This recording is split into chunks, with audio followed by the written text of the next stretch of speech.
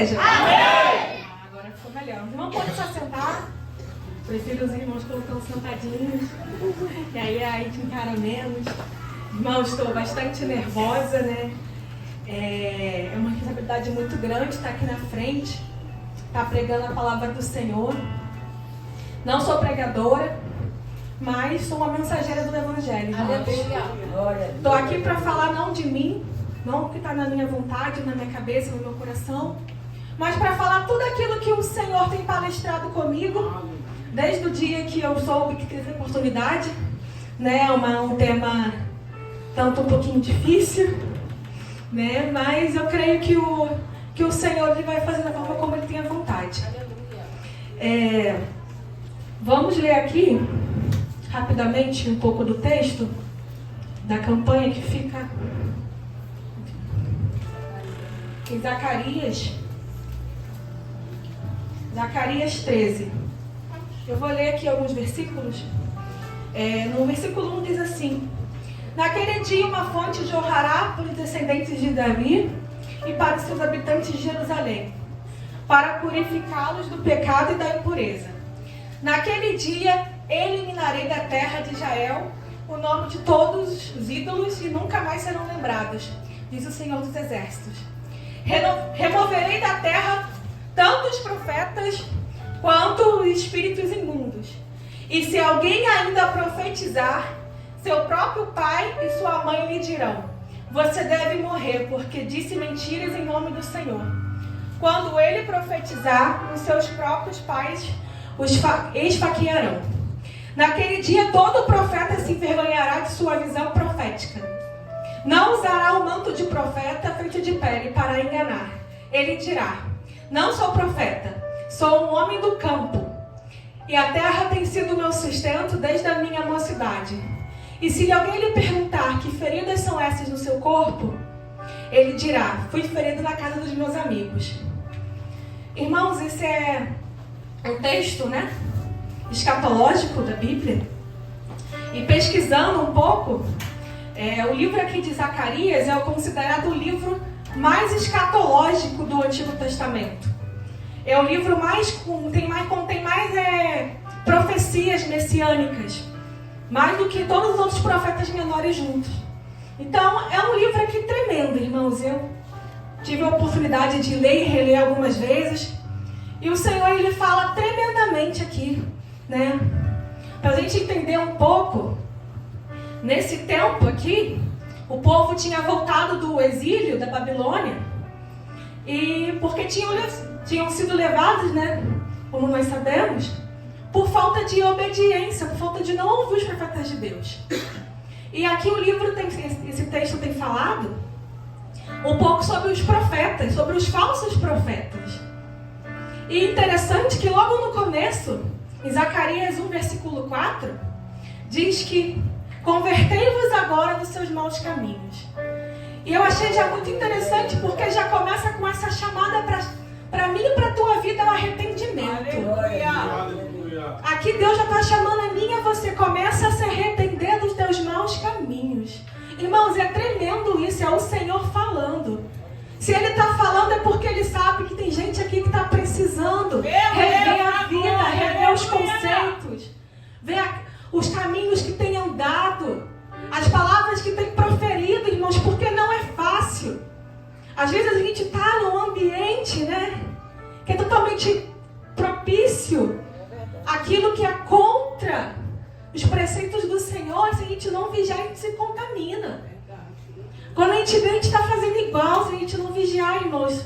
Principalmente no trabalho, faculdade, escola. E às vezes a gente não está vigiando, e quando a gente vê, a gente está ali, entrando nesse meio desses caminhos tortos. Né? E interessante, né, que o pecado, quando ele vai entrando nas nossas vidas, ele não vem ali sinalizando escancarado de pecado. Às vezes ele vem aqui com aquele tal do nada a ver. Não, nada a ver. É só hoje. Não, vamos ali estar junto, nada a ver. Né? Aquele colega que te chama para ir pro after, né, depois do trabalho. Não, você é crente, mas não quer beber não, toma um refrigerante. Nada a ver. E quando a gente vem, a gente já está andando nesses caminhos. Quando a gente vem, a gente já está ali, ó, inserido no mundo do pecado. E aqui já é Deus falando, convertei-vos dos seus maus caminhos. E aqui no capítulo 13, diz muito sobre idolatria. O que eu achei muito interessante. Porque diz aqui que quando Jesus voltará, ele acabará com a idolatria do mundo. Irmãos, a idolatria já existe no meio do povo de Deus desde os princípios. Se a gente começar a folhear a Bíblia, a gente vai ver lá em Êxodo, quando Moisés está no monte, o povo começa a ficar desesperado e já quer fazer o bezerro de ouro. Porque o povo, será que o povo confiava em Deus ou confiava em Moisés? Porque às vezes nós somos assim, estamos confiando mais no profeta do que no próprio Senhor. Quantas vezes nós não somos assim, eu só vou no culto se o irmão for dirigir, porque aquele irmão é fogo puro, revela CPF. Mas se for a irmãzinha assim, não vou não, porque ela não tem revelação. Às vezes somos assim. Ficamos correndo atrás de profeta, mas esquecendo quem é o dono da profecia, é o Senhor. E esquecendo quem é o dono de tudo. E isso é uma idolatria. E temos vivido isso no meio do povo de Deus. Às vezes a gente está julgando, falando, idolatria, adorar imagens. Não, irmãos. Idolatria é tudo aquilo que nos afasta da presença do Senhor. Às vezes nós idolatramos nosso carro, nossa casa, nosso emprego, nossa família. Tudo aquilo que nos tira da presença do Senhor é idolatria. Tanto que Paulo fala que nós somos escravos de tudo aquilo que nos domina. Se tem nos dominado, irmãos, é porque tem nos afastado da presença do Senhor. Meu Deus. Sabe aquela coisa que você acha que você não consegue ficar sem?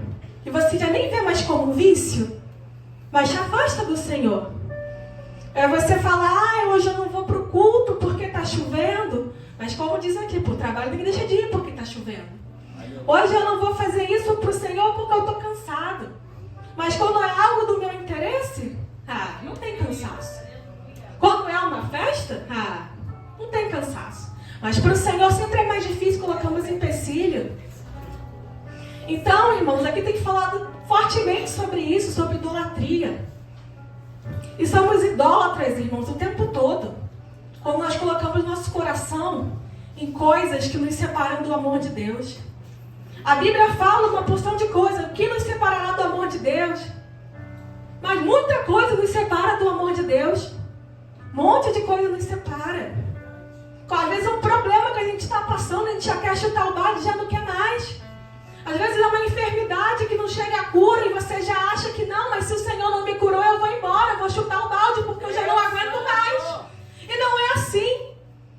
Não é assim. É no tempo do Senhor. Como já foi falado aqui, se o Senhor te prometeu, Ele cumprirá, mas tem um processo, tem um tempo. Se Ele falou que vai fazer, não é estalar dos dedos. É um processo.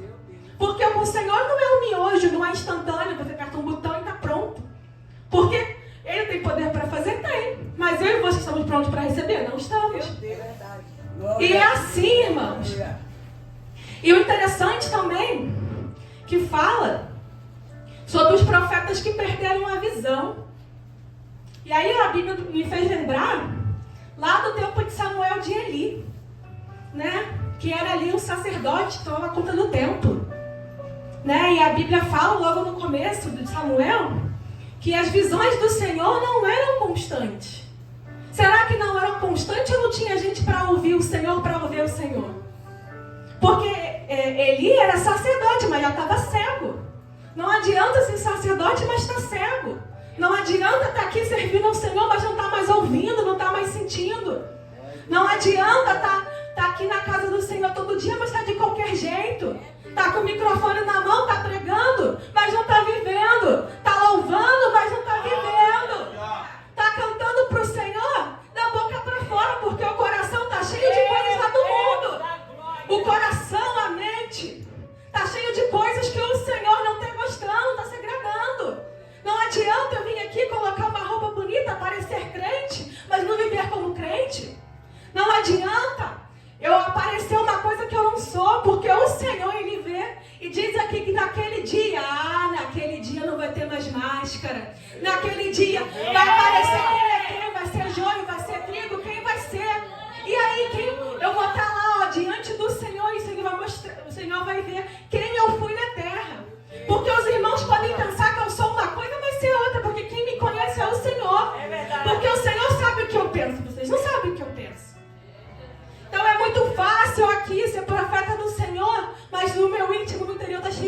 pecado. Não adianta estar aqui profetizando, falando coisas, o Senhor vai fazer isso, aquilo, outro. Mas o Senhor está lá falando, oi, se arrepende dos seus maus caminhos. Comece a mudar. É tempo de mudança, porque o Senhor já tem falado. Glória a Deus, aleluia. Porque o Senhor já está às portas. A gente tem que estar tão, eu acho que a gente é tão descrente, né? Nós, que eu falo, o povo de Deus, que o Senhor está às portas, estamos vivendo ao nosso bel prazer, irmãos. Eu fico, às vezes, tão escandalizada com as coisas que eu vejo no meio do povo de Deus, que tem coisas sobre naturalidade, normalidade. Irmãos, é terrível isso. Né? Saiu na mídia agora há pouco tempo, os irmãos devem saber, 2 irmãos estão brigando por marca de igreja como se fosse um CNPJ. Irmãos, que absurdo! Como pode? Brigando por como se fosse uma empresa qualquer. Irmãos, é a casa do Senhor. A gente vê que a vaidade tem entrado no coração do povo. É um querendo ser mais do que o outro, querendo se amostrar mais do que o outro, porque eu canto melhor, porque eu prego melhor, porque eu sou isso, que eu sou aquilo. Eu não sou nada, porque quem é? O Senhor. Porque é Ele que é. É por aí. E nós vamos aqui, ó, que é o tema da campanha. Que feridas são essas? Vamos aqui, ó, feridas que fui ferido na casa de meus amigos. Porque um tá ferindo o outro, um tá atacando o outro. Irmãos, é tempos terríveis e o Senhor já está às portas. E tem falado, eu que estou à porta e bato.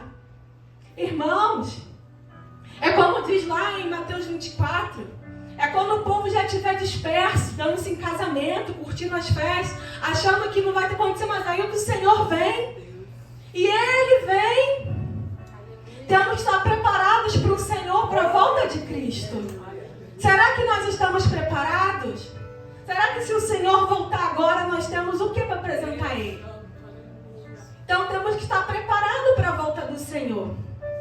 E é tremendo aqui todo esse texto que fala sobre isso. Fala sobre nossas atitudes, sobre prestar conta, sobre profecia. Porque existem muitos falsos profetas. Mas o Senhor fala, ai daquele que falar no meu nome.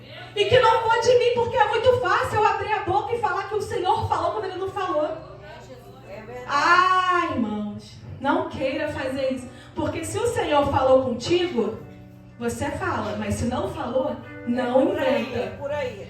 Porque depois você não sabe o preço que você vai pagar por estar brincando com as coisas do Senhor. Aleluia. Porque para viver as coisas do Senhor, não é de qualquer maneira. Eu posso muito bem chegar aqui e falar para os irmãos palavras para massagear o ego, palavras de vitória, coisas que o Senhor não está falando. Né? Eu podia muito bem chegar aqui e falar, não, porque o Senhor falou isso, falou que vai dar chave de carro, olha a chave do carro descendo, olha a chave da casa descendo, e como o Senhor não está falando. Mas o preço que vai pagar sou eu, vou dar conta das minhas palavras. Aí depois eu vou fazer igual esses profetas aqui, não, eu não sou profeta não, sou lavrador da terra. Não era eu não. Aí eu vou o quê? Me acovardar, falar, não, fui eu? Não. E não adianta, porque do Senhor ninguém se esconde. Eu posso me esconder do pastor, eu posso me esconder dos irmãos, eu posso me esconder de todos, mas do Senhor esse me acha. Não importa onde eu estiver, o Senhor me acha. E o Senhor tem chamado o teu povo de maneira diferente. Eu creio, irmãos, que a volta do Senhor já está muito próxima. Eu creio, irmãos, porque a gente olha assim ao redor e vê coisas acontecendo. Coisas que inimagináveis, que a gente não imagina e está acontecendo lá fora. Tanto no Brasil como no mundo, e a gente não está desapercebido. Estamos muito ocupados. É como o profeta Ageu lá exorta o povo que está ocupado demais com as suas casas, enquanto a casa do Senhor está perecendo. Estamos muito preocupados, às vezes, em cuidar da nossa vida, da nossa família, dos nossos estudos, trabalho. Não que isso não seja importante, é para fazer sim, estudar, trabalhar, ter uma vida melhor, não é pecado. Pecado é quando a gente coloca isso na frente do Senhor. Pecado é quando a gente acha que isso é o Deus da nossa vida. Que se eu não tiver um bom emprego, se eu... Não, irmãos, o Senhor, Ele faz do impossível. Mas isso não pode ser tudo na nossa vida, porque não adianta nada, como a Bíblia fala. ganharmos o mundo inteiro e perdermos a salvação. Não adianta nada ser uma empresária bem-sucedida, dona de várias empresas, e naquele grande dia eu ir para o inferno. O que vai ter adiantado as minhas riquezas, o meu ouro, a minha prata? Se eu não vou estar lá com o meu Senhor? Se eu vou estar lá longe do meu Senhor, Ele vai me rejeitar? Aqui na terra eu posso ter vivido o melhor dessa terra, ter viajado a vários países, ter feito, acontecido, mas nada importa se eu não tiver minha vida com o Senhor espiritual em dia. Então o Senhor está falando nessa noite. Começa a mudar, começa a analisar. Começa a ver diferente a vida espiritual. Porque não é brincadeira, nós não estamos aqui brincando. Nós estamos aqui para adorá-lo em espírito e em verdade. Somos aqui para fazermos a vontade do Senhor verdadeiramente. Não estamos aqui para ver um show, para ver um teatro. Estamos aqui para adorar o Senhor. Às vezes não estamos fazendo. Estamos às vezes como Marta, desapercebida, ocupada com as outras coisas. E esquecendo que o Senhor está aqui para nos ouvir. Que o Senhor, aquele que pode fazer, está aqui. Às vezes estamos tão ocupados pensando, mas os meus afazeres, os meus problemas, nos esquecendo que o dono do problema, o dono de tudo está aqui. E é o Senhor, irmãos. E é isso, porque o Senhor tem nos chamado. Então eu queria dizer para a igreja mais uma vez: convertei-vos dos maus caminhos. Vamos fazer diferente para o Senhor. E assim a oportunidade em nome de Jesus.